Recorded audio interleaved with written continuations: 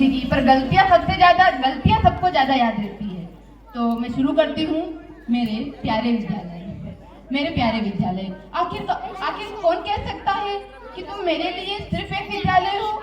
तुमने मेरे जीवन के न जाने कितने किरदार निभाए हैं, और अब एक माँ का किरदार भी निभा रहे हो तुम। हाँ, यह माँ का किरदार जैसा ही तो है। इतने दिन साथ रहने के बाद अब मुझे जाने देना, इतना कठिन और दुख भरा निर्णय माँ के अलावा भला कौन ले सकता है।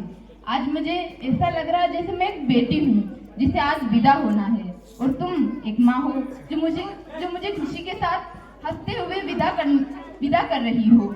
मगर जैसे एक बेटी कभी नहीं जाना चाहती अपने घर से, ठीक वैसे ही मैं भी नहीं जाना चाहती अपने माँ के पर्यायवाची शब्द विद्यालय से। मगर अब जाना तो होगा ही। ये तो प्रकृति का नियम है, निरंतर आगे बढ़ते रहना। और वैसे भी जब तक पुराने पत्ते नहीं झड़ते तब तक नए फूल कहाँ आ पाते हैं। मगर सच कहूँ तो मन नहीं करता अब जाने का। तुम मेरे लिए सिर्फ एक विद्यालय नहीं रहे प्यारे विद्यालय, तुम हमेशा से एक माँ की तरह लगते हो मुझे। और आज तो तुम माँ और पिता दोनों का किरदार निभा रहे हो। मुझसे सभी से दूर जाने देने का यह किरदार माँ और पिता के अलावा शायद ही कोई निभा पाता होगा। जाने देना अधिक कठिन है या जाना अधिक कठिन है, मुझे नहीं मालूम, मगर तुम्हें मालूम है प्यारे विद्यालय।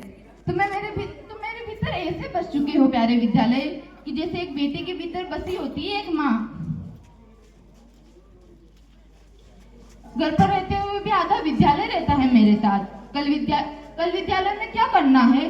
कल विद्यालय जाते समय देरी तो ना हो जाएगी मुझे?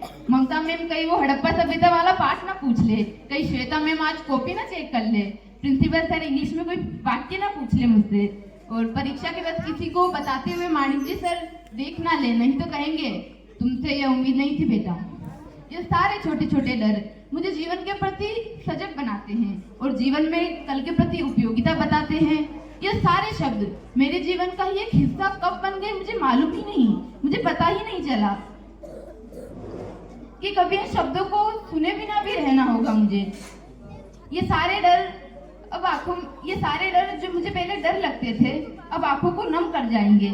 हाँ, याद तो आएंगे अब, पर पहले जैसे दिन नहीं आएंगे अब। वह सब स्मृतियों की वह सारे लोग मेरी स्मृतियों के एक कोने का हिस्सा बन जाएंगे अब, जो पड़े रहेंगे चुपचाप स्मृतियों के एक कोने में, समय समय पर अपनी अहमियत बताते हुए। कुछ पल बीत जाने के बाद अधिक सुंदर लगते हैं। यह सारे बीते हुए दिन हर पल याद आएंगे, मगर लाख कोशिश करने के बाद भी यह दिन वापस कभी नहीं आ पाएंगे। तुम मेरे मन के भीतर कुछ ऐसे बसे हो प्यारे विद्यालय, जैसे शादी के बाद विदा होती बेटी के मन में बसा होता है आधा घर, जैसे वह छोड़कर कभी नहीं जाना चाहती मगर फिर भी जाना पड़ता है, दुनिया की रीत जो है। तुम मेरे मन के भीतर कुछ ऐसे बसे हो विद्यालय कि सिर्फ कभी तुम मेरे मन के भीतर कुछ ऐसे बसे हो विद्यालय कि कोई कभी सोचा ही नहीं कि विद्यालय के बाद भी कोई जीवन होता है। मैं तो भूल ही गई थी कि विद्यालय के बाहर भी कोई दुनिया है जो भी बाकी है। और इस नई दुनिया के रास्तों पर चलते हुए जब जब कदम लड़खड़ाएंगे तब तब तुम याद आओगे प्यारे विद्यालय। जब इन रास्तों पर गहरा अंधकार छा जाएगा और कोई रोशनी नजर नहीं आएगी, तब हमारी स्मृतियों के कोने से एक उजाले से भरा हुआ विद्यालय का वो दरवाजा नजर तो आएगा, पर अफसोस कि हम फिर कभी वहाँ पहले जैसे जा नहीं पाएंगे। हमारे कदम उस ओर जाना तो चाहेंगे मगर अचानक से हमारे पैर रुक जाएंगे। तब हमें उजाले के दूसरे छोर पर एक अध्यापक खड़ा हुआ नजर तो आएगा, आंखों ही आंखों से इशारा, चलो अभी तो और आगे बढ़ना है तुम्हें, अभी तो तुम्हें बहुत आगे जाना है, कहता हुआ नजर तो आएंगे। लेकिन तब हमारा मन करेगा कि हम उनके पैरों को छूकर आशीर्वाद ले ले, मगर अफसोस कि तब हम इतनी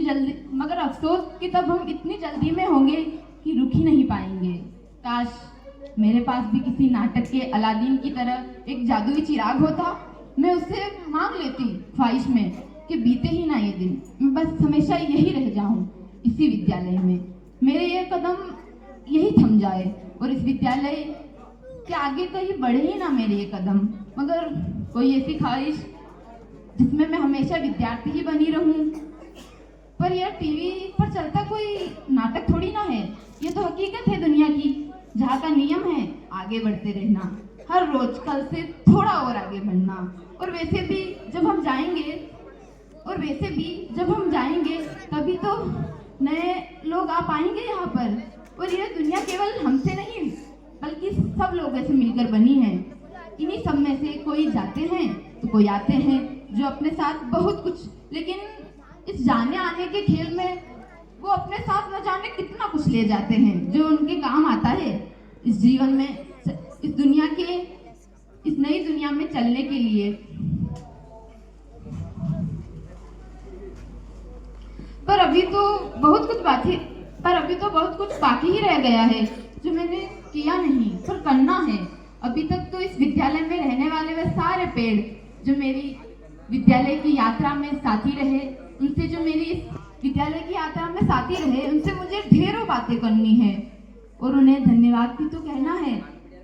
जब मुझे लगा कि मैं अकेली हूँ इस विद्यालय में, तब यहाँ रहने वाले किसी न किसी पेड़ की तरफ मैंने जब भी देखा तो उन्होंने हमेशा मुस्कुराकर कहा, अरे मैं हूं ना तुम्हारे साथ, डरो मत। और अभी तो इस विद्यालय में मेरी सबसे पसंदीदा जगह लाइब्रेरी की सारी किताबें, जिनके नाम तो मैंने पढ़ लिए मगर जिन्हें पढ़ना अभी बाकी है। उदासी के सबसे बड़े दिनों में इन्हीं किताबों ने तो दिया था मेरा साथ। जब मैंने इस लाइब्रेरी से छुई थी एक किताब, तब तो मेरे चेहरे पर उभर आया था एक फूल। अचानक उभर आया था एक फूल। और अभी तो बाकी है